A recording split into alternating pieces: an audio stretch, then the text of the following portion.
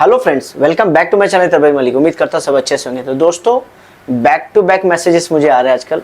अभी से लेके कुछ 2 मैसेज तो मुझे भी आ चुके हैं और शायद भी मैसेज होंगे। बड़े अचंबा हो गया, बहुत प्रॉब्लम हो गया लोगों को। अब ये प्रॉब्लम ये हो रहा है कि भाई बेचारे बड़े परेशान हैं। पहला तो एक मैसेज मुझे ये है कि मलिक भाई मेरा वर्क परमिट आ गया, मेरा वीज़ा लग गया और मैंने बैग पैक कर लिया, सब कुछ हो गया और मैं निकल पड़ रहा हूँ क्रोएशिया के लिए, जागरेब के लिए। मेरी फ़्लाइट है 2 दिन के बाद, फ्लाई दुबई की। अब अचानक उसके साथ ये होता है कि उसे एक मैसेज आता है उसकी कंपनी से कि हमने आपका वर्क परमिट को विड्रॉ कर लिया है, तो अभी हम आपकी हमें ज़रूरत नहीं है। देखो, ये जो चीज़ें होती हैं बहुत अजीब होता है किसी के साथ, क्योंकि आप 2 साल मेहनत करते हो, मेहनत करने के बाद अचानक आपको इस तरह का मैसेज अगर आता है तो वाकई में बात तो दिल टूटने वाली है। अब दोस्तों, इस केस में क्या करें और मैं उसको क्या एडवाइस दूँ। नंबर 1, मैं इसी के ऊपर आऊँगा कि क्या उसको करना चाहिए। नंबर 2, एक बंदा मुझे मैसेज करता है कि तबरेज़ भाई मुझे आपसे बात करनी है। मैंने उसको देखा, उनका मैसेज पढ़ा, तो उसने आपको टीआरसी कार्ड मुझे शेयर किया।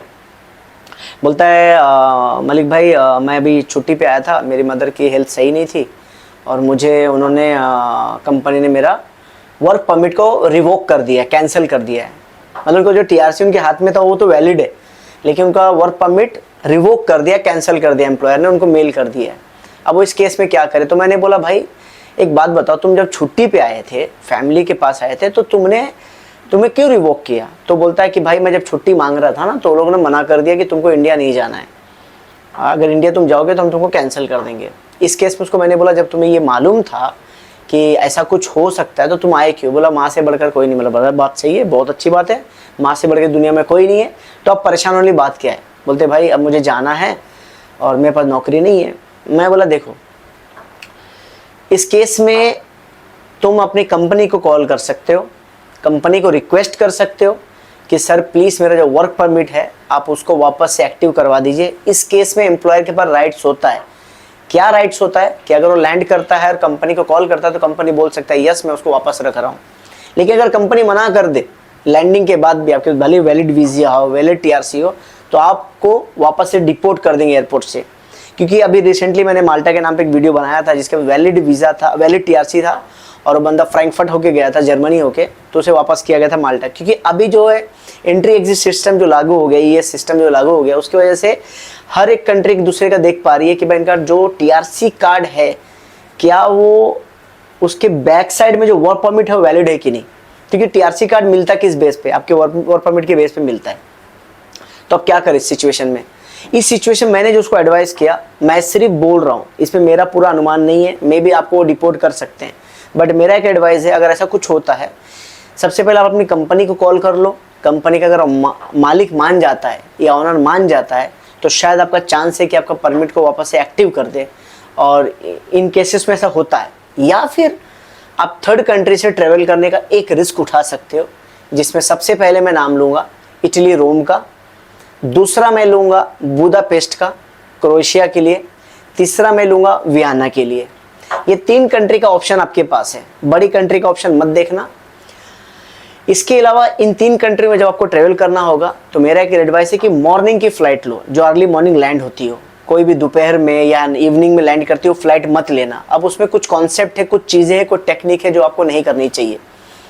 मॉर्निंग की फ़्लाइट लो, और अगर बुदापेस्ट जाते हो या वियना जाते हो या रोम भी जाते हो, मैं तो वियना बुदापेस्ट ही बोलूँगा, तो वापस क्रोएशिया आते समय आप फ्लेक्सी बस का यूज़ कर सकते हो।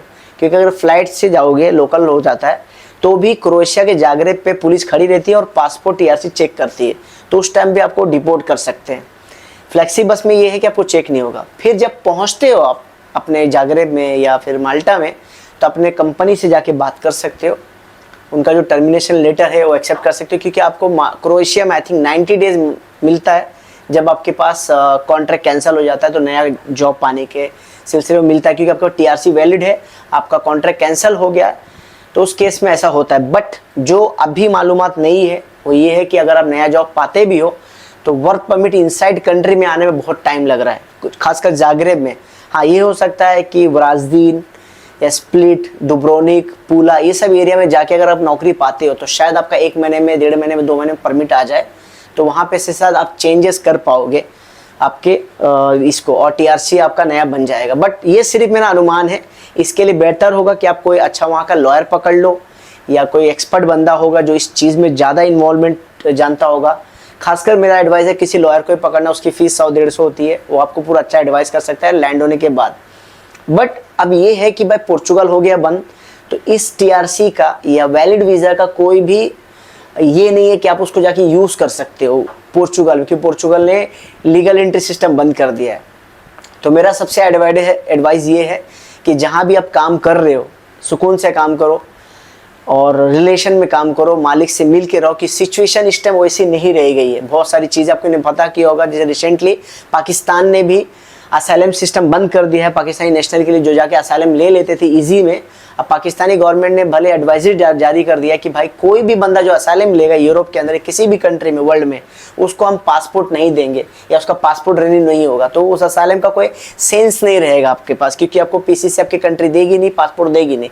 तो असाइलम पाकिस्तान ने बंद कर दिया है। और जहाँ तक नेपाली भाइयों के बारे में मैंने सुना, अभी माल्टा में ही रह के वो लोग स्किल सीख रहे हैं, कोई ड्राइविंग सीख रहा है, कोई टेक्निकल काम सीख रहा है, और वहीं पर रह के वो जॉब करने की कोशिश कर रहे हैं, क्योंकि पोर्चुगल हो गया बंद। बट आपके पास बहुत सारे ऑप्शंस हैं, आप चाहे तो बहुत सारे कंट्री ट्राई कर सकते हो। अगर आपके वैलिड टीआरसी है तो कुछ स्लोवाकिया कंट्री है, नॉर्वे है, फिनलैंड है, जो आपके टीआरसी पे चेंजेस कर देती है, टूरिस्ट वीज़ा को चेंज हो जाती है अगर आपको वहाँ पे वर्क मिलता है तो ये कुछ इन्फॉर्मेशन थी। अगर आपका एम्प्लॉयर आपका रिवोक कर देता है तो क्या रास्ता है, कैसा ट्रेवल कर सकते हैं। बट मैं फिर भी एक क्लियर करूँगा वीडियोज़ में कि मैंने सिर्फ आपको एक तरीका बताया है, बट इस पर कितना इम्प्लीमेंट हो सकता है, कि आपको डिपोर्ट करेंगे, कि आपको एंट्री देंगे, ये सब राइट्स होता है इमिग्रेशन अथॉरिटी का, एयरपोर्ट अथॉरिटी का। इसमें तबरेज़ मलिक का कुछ लेना देना नहीं है। मैंने सिंपल से एक एडवाइस दिया है कि बेटर होगा अपनी कंपनी को आप कांटेक्ट करो या फिर थर्ड कंट्री से ट्रेवल करने की कोशिश करो, शायद आपका लक हो जाए या शायद आपको डिपोर्ट भी कर सकते हैं। बट मेरा एडवाइस ये है कि मैं अपनी कंपनी से मिलजुल कर। अगर आपको वीडियो अच्छा लगता है दोस्तों तो सब्सक्राइब कीजिएगा, लाइक कीजिएगा। एक और चीज़, बिजनेस इन दुबई आप सबको मालूम है, कांटेक्ट कर सकते हैं। फ्रीलांस वीज़ा के बारे में आप हमसे सवाल कर सकते हैं, पूछ सकते हैं हमारे नंबर 00971564935584 पे, या इंस्टाग्राम पे आप सवाल कर सकते हैं visasmalik@gmail पे मेल करके।